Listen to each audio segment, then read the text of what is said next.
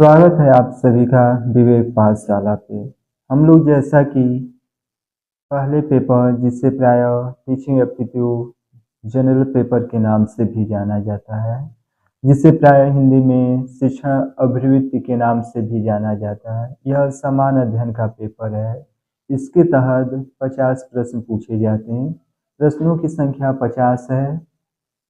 प्रत्येक इकाई से 5 प्रश्न पूछे जाने की संभावनाएं रहती हैं। कभी कभी यह संभावनाएं कम या बेसी होती हैं। उसी की कड़ी में हम लोग अपनी बातचीत करेंगे। जो भी छात्र एवं छात्राएं जून में होने वाले नेट पेपर की तैयारी कर रहे हैं, उनके लिए हम लोग अपनी संपूर्ण बैच के रूप में अपनी कक्षाओं को सुचारू रूप से उस पर हम लोग बात करेंगे। सबसे पहले हम लोग पहले इकाई जिसका नाम इस प्रकार से है, यह कक्षा मात्र परिचयात्मक, जिसे प्राय परिचय के रूप में हम आपके सामने प्रस्तुत करेंगे। पहली इकाई में देखा जाए जिसे प्राय टीचिंग एप्टीट्यूड के नाम से जानते हैं। इसमें मुख्य रूप से अध्ययन अध्यापन की शैली के साथ साथ टीचिंग के बारे में हम लोग जानेंगे कि शिक्षण वाकई क्या होता है। उसके बाद टीचिंग एप्टीट्यूड, शिक्षण की विधियां या शिक्षण के तौर तरीके क्या होते हैं। इसके बाद टीएल मॉडल के बारे में हम लोग जानेंगे कि टीएल मॉडल किस प्रकार से शिक्षण विधि में सहायक होता है और इसमें अध्यापक एवं विद्यार्थी की क्या आपस में सहयोग रहता है। उसके बाद सम इम्पॉर्टेंट यानी कि कुछ प्रमुख विशेषताओं के बारे में जानेंगे, जैसे कि शिक्षण एक सामाजिक यानी कि सोशल एक्ट है, जबकि टीचिंग पर्सनल एक्ट है। इसको और विस्तृत के रूप में हम लोग समझने का प्रयास करेंगे। टीचिंग कंपोटेंशियल के बारे में हम लोग जानेंगे, यानी कि टीचिंग कंपोटेंशियल के माध्यम से हम शिक्षण विधि को और कैसे रोचक या रुचिपूर्वक बनाया जा सकता है। उसके बाद हम बात करेंगे कि कोई भी अध्यापक है या कोई भी अध्यापक छात्र को कुछ सिखा रहा है तो उसमें क्या क्या विशेषताएं होनी चाहिए, व्यवहार से संबंधित उसमें क्या विशेषताएं होनी चाहिए। इसके साथ साथ अध्यापक की जो साक्षरता दर है, जिसे प्राय लिटरेचर कॉन्सेंस कहा जाता है, उसकी क्या उपलब्धि है और सोशल एक्टिविटी के सापेक्ष यानी कि समाज के प्रति अध्यापक का क्या कर्तव्य होना चाहिए, उसके बारे में हम लोग जानेंगे। और इसके साथ साथ अब हम जानेंगे कि एक अध्यापक है जिसे प्राय टीचिंग के माध्यम से या शिक्षण विधि के माध्यम से वह छात्रों को सिखा रहे हैं, तो कैसे टीचिंग इफेक्टिव यानी कि प्रभावी शिक्षण के माध्यम से वह अपने छात्रों को क्या सिखा सकता है, उसे हम टीचिंग इफेक्टिव के नाम से जानते हैं।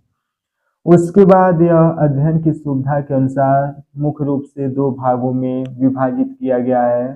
पहले को की बिहेवियर के नाम से जानते हैं, जबकि दूसरे को हम हेल्पिंग बिहेवियर के नाम से जानते हैं। की बिहेवियर में 5 प्रकार के उपशाखाओं के रूप में विभाजित किया गया है। जब हम अपनी कक्षा सुचारू रूप से चालू करेंगे तो एक एक करके उस पर हम लोग अपनी बातचीत करेंगे।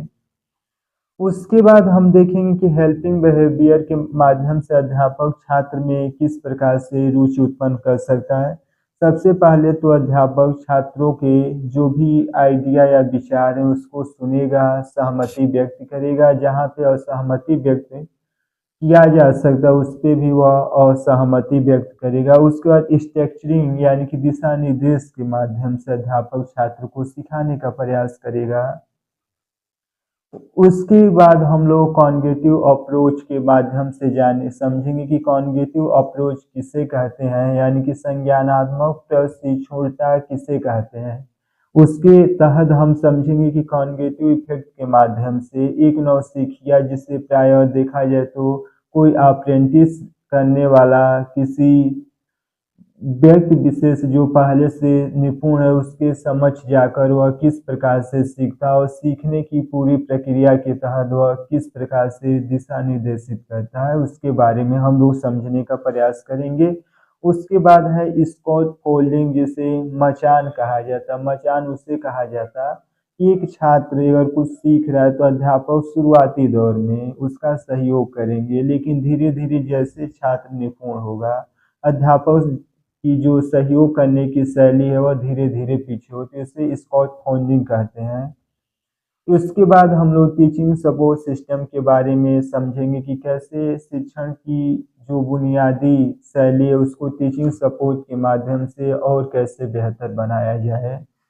इसमें कुछ क्लासिकल और मॉडर्न शैलियों का भी प्रयोग किया गया, उस पे हम लोग अपनी बातचीत ठहर के करेंगे।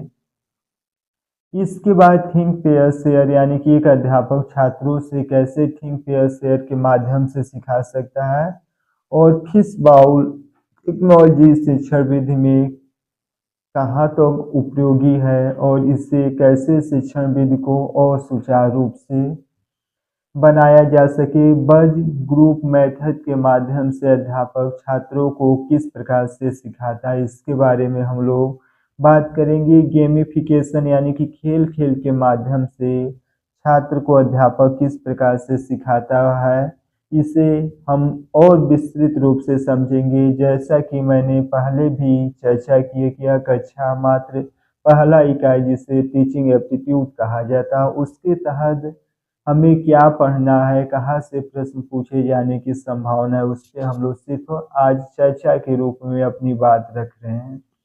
उसके बाद फ्लिप क्लास किसे कहते हैं, यानी कि एक ऐसा कक्षा जो अध्यापक छात्र को पाठ्य पुस्तक में जो भी जानकारी लगी हुई है उस जानकारी को कहता है कि घर से पहले पढ़ के आए। इस पे हम लोग और बात करेंगे। उसके बाद साइमल्टेनियन के माध्यम से यानी कि फीडबैक के माध्यम से अध्यापक छात्र को किस प्रकार से सिखाता है।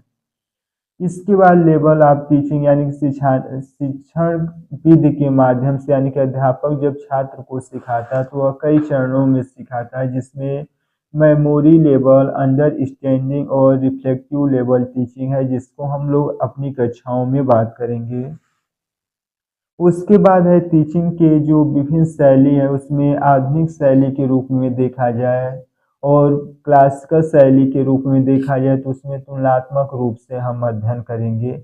इसके साथ सिखाने की जो शैली है जिसे पेंडोगोजी, एंडोगोजी और हेट्रोगोजी कहा जाता है, उसमें छात्रों को किस प्रकार से सिखाया जाता है उसके बारे में हम लोग अपनी चर्चा करेंगे।